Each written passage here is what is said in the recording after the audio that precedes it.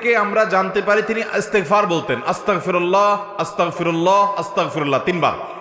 এরপরে পড়তেন আল্লাহুম্মা আনতাস সালাম ওয়া মিনকাস সালাম তাবারাকতা ইয়া যাল জালালি ওয়াল ইকরাম। এই যে 3 বার ইস্তেগফার নবী সাল্লাল্লাহু আলাইহি সাল্লাম পড়তেন।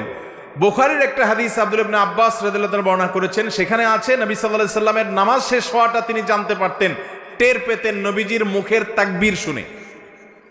এখন এই হাদিসের আলোকে অনেক উলামায়ে কেরাম বলেন তাহলে সালাম ফেরানোর পর প্রথম তাকবীর বলতে হবে, যেহেতু তাকবীর শুনে সাহাবী বুঝছেন নামাজ শেষ হয়েছে, তার মানে আগে আল্লাহু আকবার বলতে হবে, এরপরে 3 বার ইস্তেগফার বলতে হবে। এটা একটা গবেষণা এই হাদিসের আলোকে। অবশ্যই এটা যে সমস্ত উলামায়ে কেরাম বলছেন এই হাদিসের ভিত্তিতে বলছেন, সেটিকে উড়িয়ে দেওয়া যাবে না, অর্থাৎ তারা হাদিস বিরোধী আমল করেছেন বলা যাবে না, এটাকে সুন্নাহর খেলাফ বা আপনি একেবারে সারাসার গলত বলবেন না, বরং এটা তার গবেষণা হতে পারে এটা। আবার যে সমস্ত উলামায়ে কেরাম মনে করেন যে না ইস্তেগফার দিয়ে পড়তে হবে, কারণ সমস্ত হাদিসগুলোতে ইস্তেগফারের কথাই বলা আছে, যে হাদিসে আল্লাহু আকবারের কথা বলা আছে ওই সাহাবী